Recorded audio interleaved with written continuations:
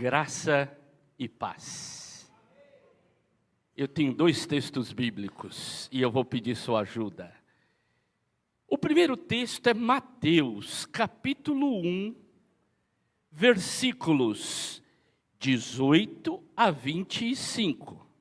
Mateus 1, 18 a 25.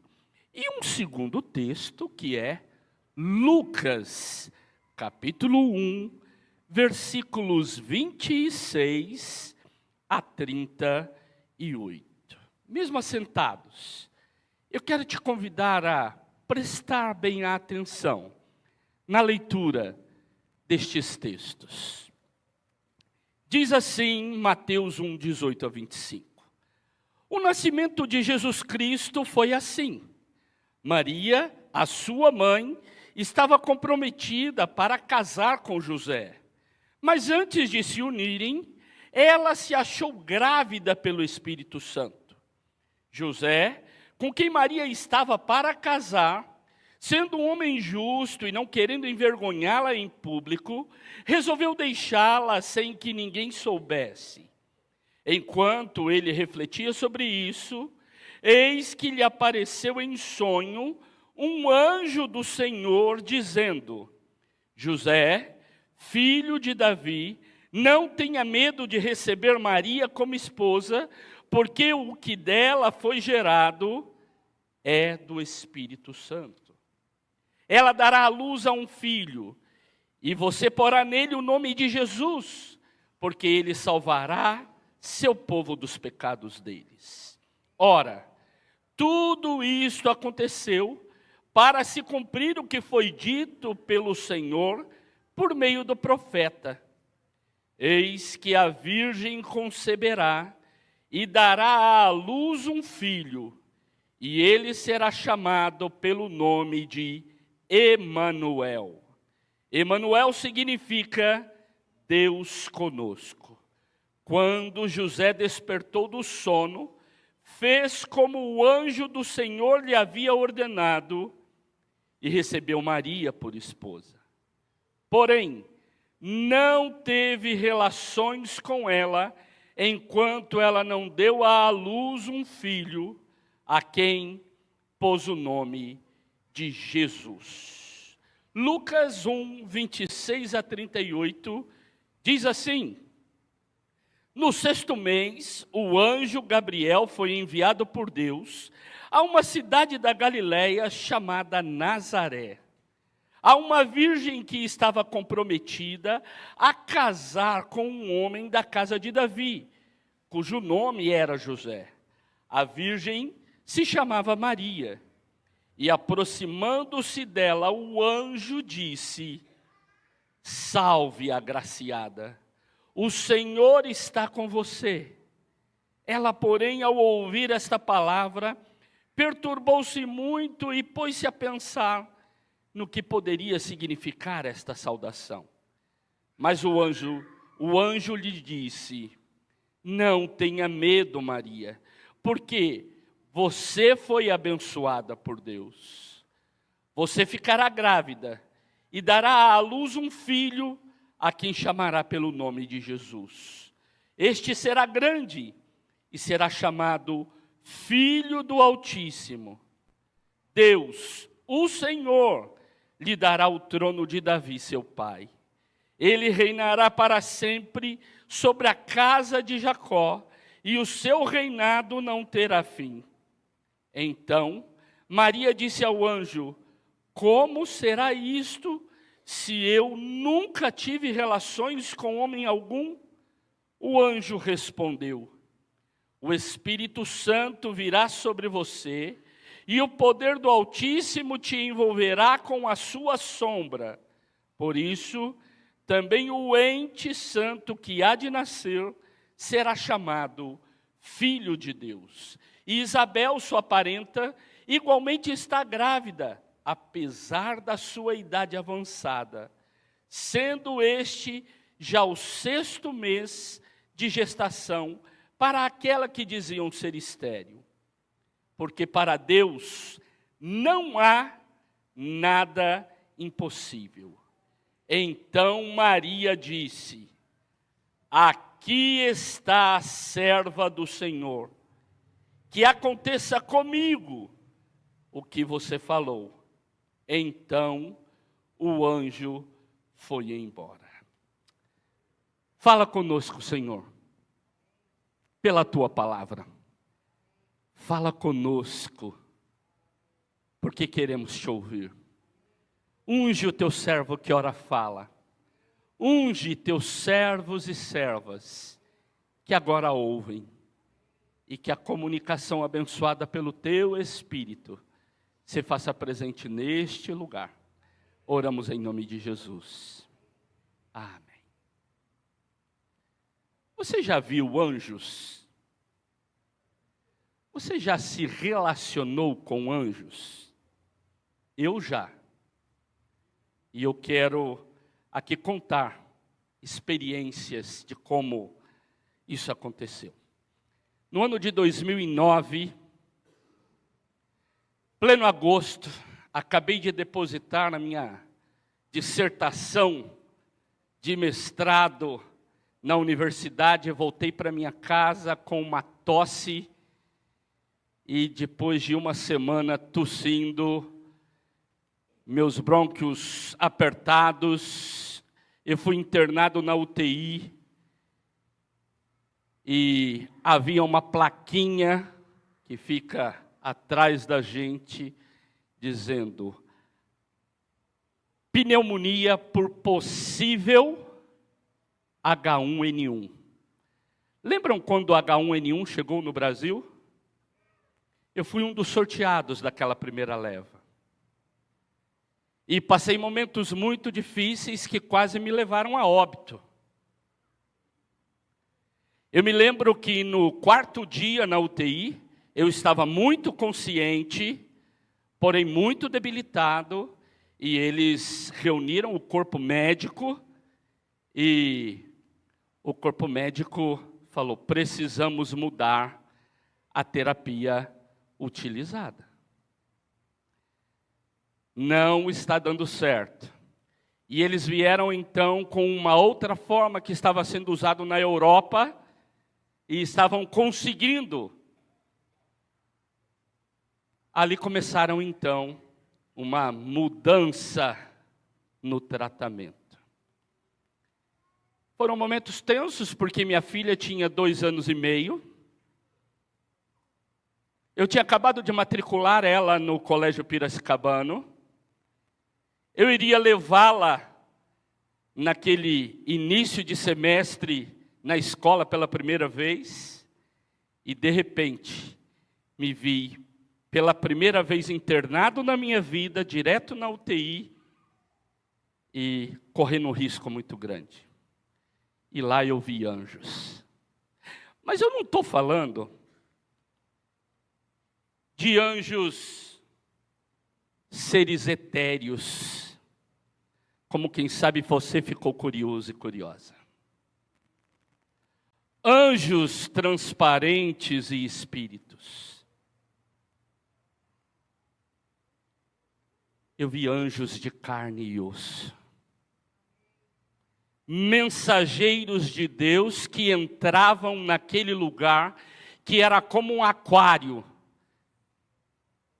Porque depois do Covid, nós nos acostumamos com esse negócio de contaminação e de pessoas internadas sem relacionamento, mas naquele momento ainda não era muito comum.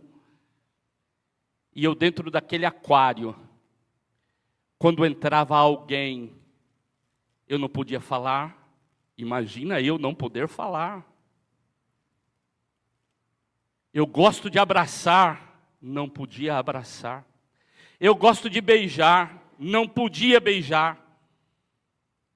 E quando vinham se relacionar comigo, às vezes eram relacionamentos invasivos, picando, apertando e ficando numa certa distância.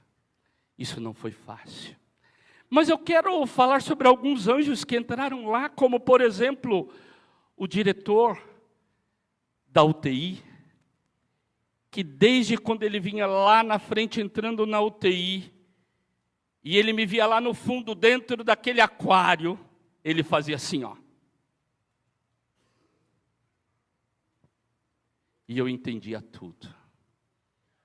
Ele falava, luta, luta. Uma fofoca para vocês. Sabe o que ele falou? Falou, rapaz, você está ruim do pulmão, mas você é bom de estômago, hein? Porque, gente, eu comi normalmente. Quem pensou que eu ia sair da UTI amarelo, magro, sofrido? Eu saí corado, bonitão. Comi, beleza. O problema estava no pulmão, não era na fome, né? Gente, imagine só as pessoas que entravam. Eu quero falar também da mulher que cuidava da limpeza. Gente, você ficar num lugar onde não podia usar o ar-condicionado. Gente, eu me sentia fedendo. Sabe aquele suor da cama? Você fala, gente, está ruim o brinquedo aqui. Aquela mulher vinha e ela conversava comigo normalmente. Ela ia limpando e conversando e falando, mas eu não podia falar. Eu sorria.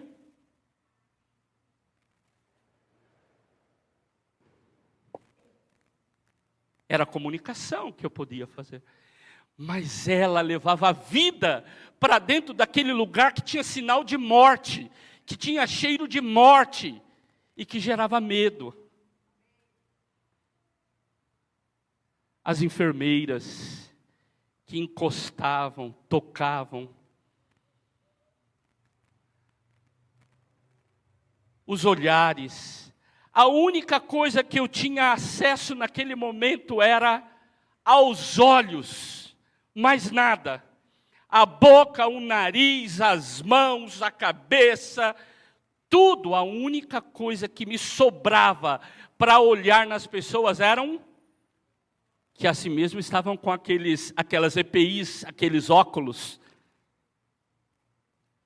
Mas os olhos comunicavam muitas coisas.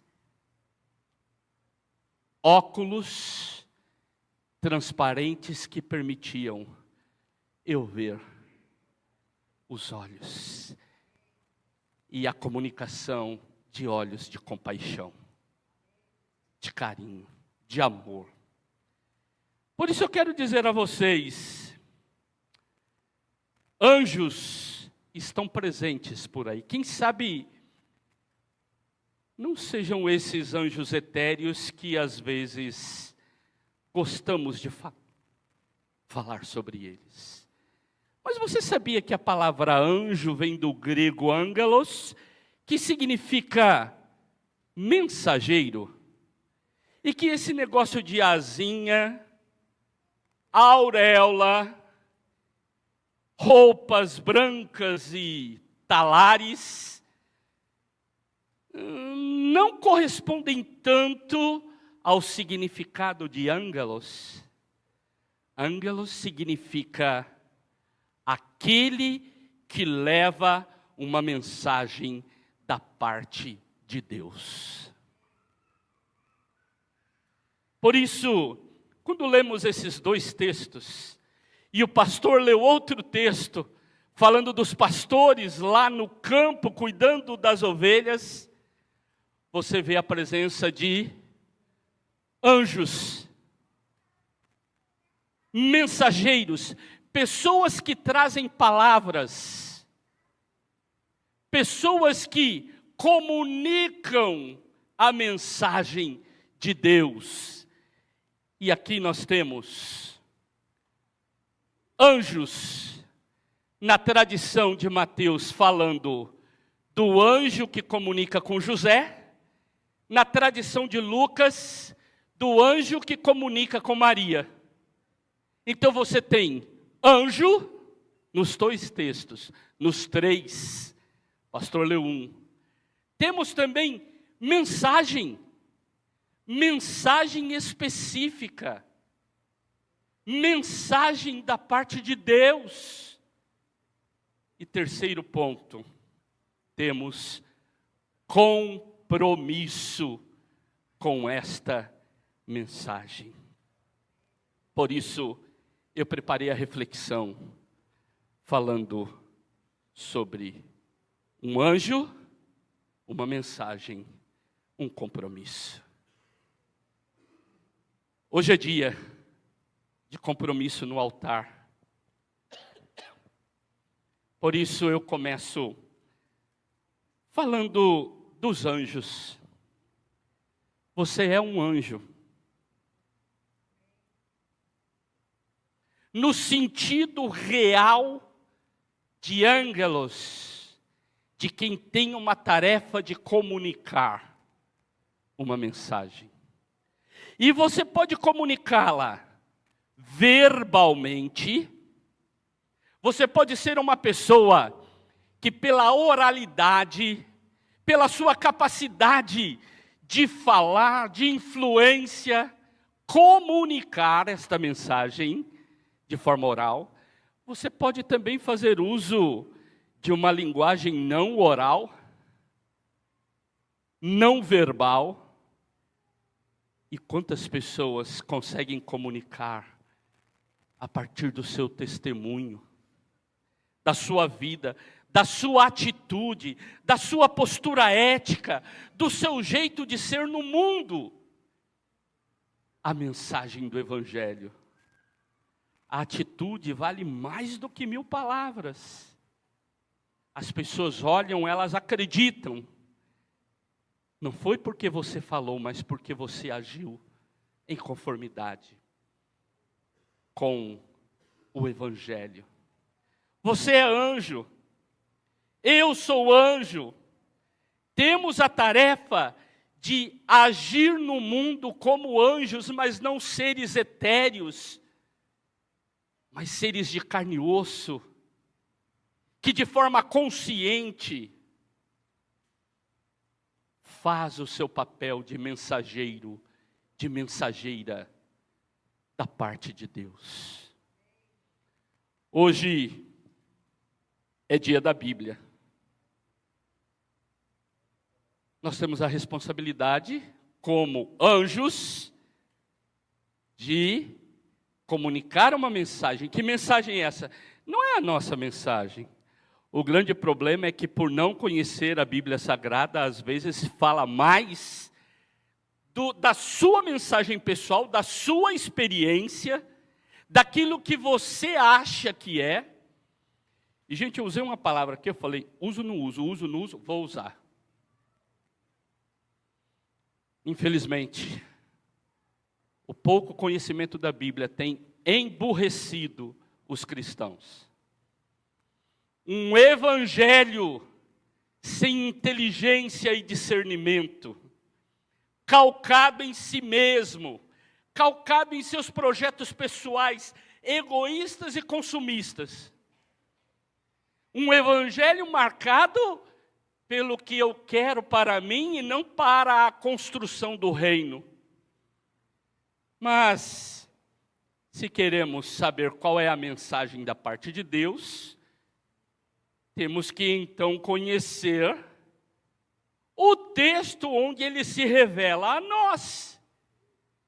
A Bíblia Sagrada. Hoje, dia da Bíblia, quem sabe, momento oportuno para assumirmos esse desafio e dizer, eu preciso conhecer mais um pouco. Eu até conheço, mas gostaria de me aprofundar. E eu fiquei pensando, pastor Edivaldo, a igreja oferece espaços. Escola dominical é um espaço por excelência de estudo da Bíblia. Mas só isso? Não. Nós temos o culto dominical, onde aqui há momentos de proclamação da palavra. Às vezes cantado, às vezes lido e até explicado. Pregadores são explicadores da Bíblia. Eles procuram estudar para facilitar o conhecimento, não para acrescentar ideias. Temos o culto da vitória. Lá, no último, tivemos a oportunidade de ouvir 2 pastores e 2 bispos.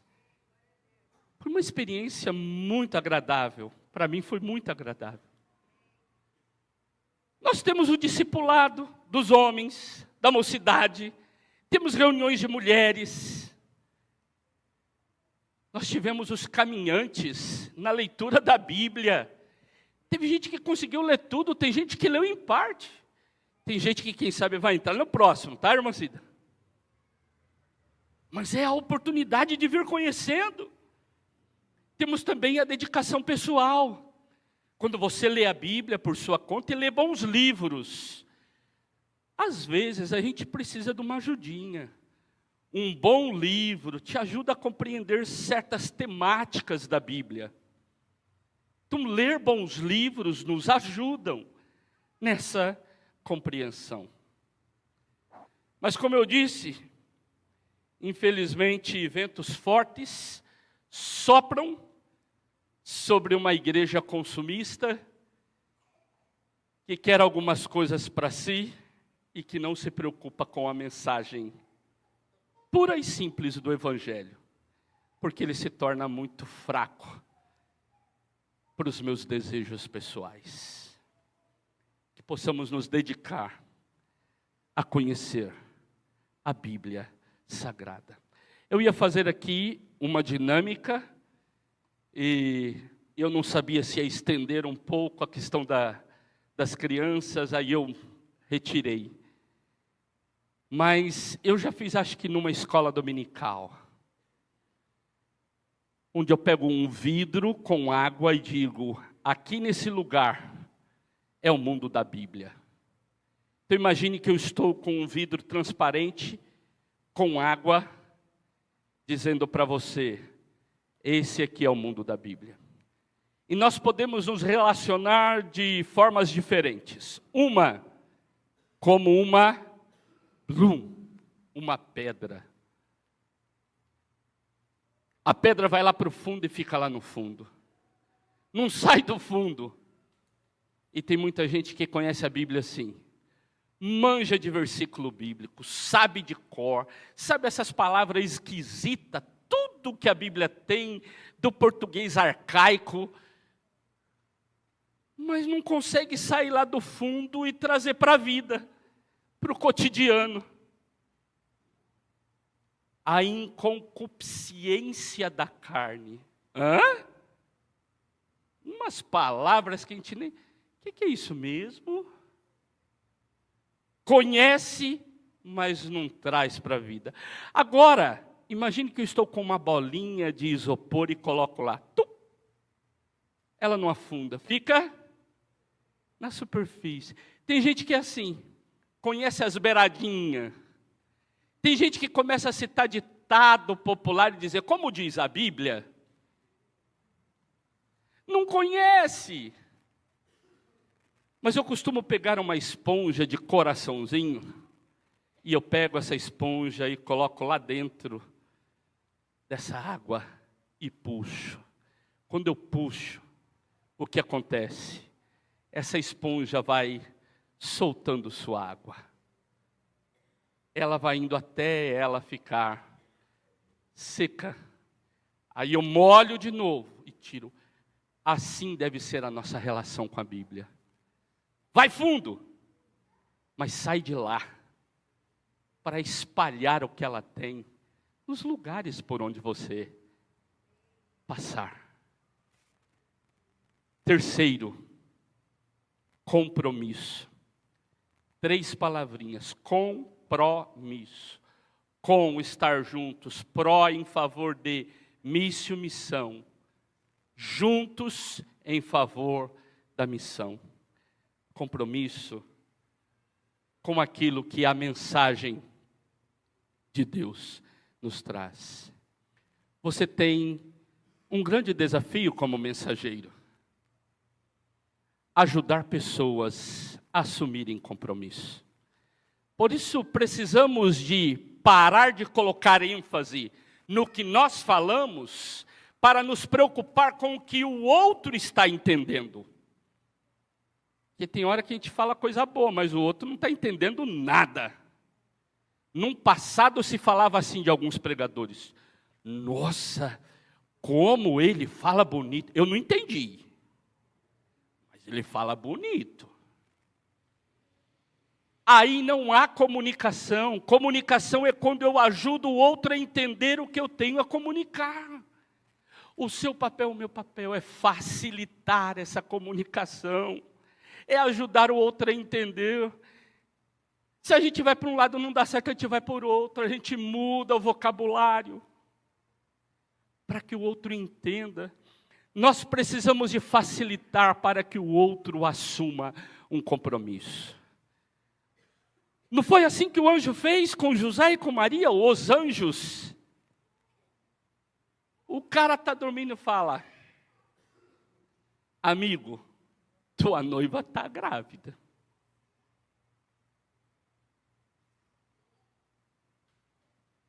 Ele já tinha até pensado, ele falou: vou sair de boa, porque aí todo mundo vai achar que eu sou um mau caráter, e ela é gente boa, ok?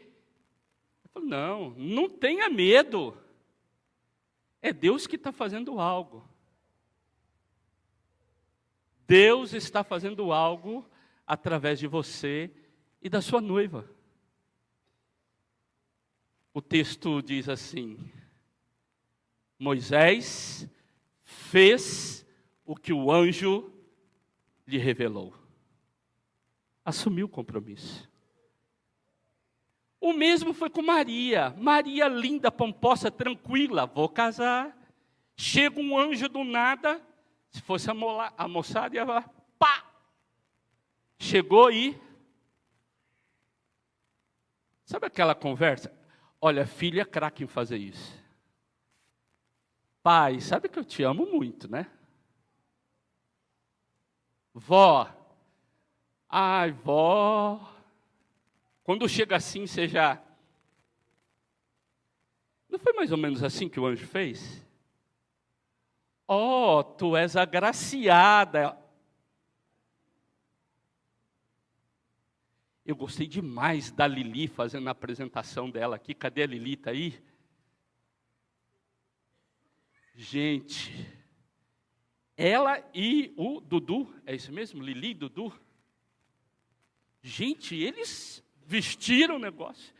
Ela era meio... E ele, calmão. Mais ou menos assim na história. Não é assim na história. Ele chega e fala: você é agraciada. Ela fala: o que está acontecendo? Fala logo, vai, para de enrolar. Se a gente fosse colocar uma Maria estressada, seria assim. Eu falei: olha, você vai ficar grávida. Ela falou: não tem jeito disso, meu amigo. Falou: tem sim, é Deus que está fazendo e vai ser assim. Descerá sobre ti o Espírito Santo, por poder do Altíssimo te envolverá com o seu manto. Como é que termina o texto?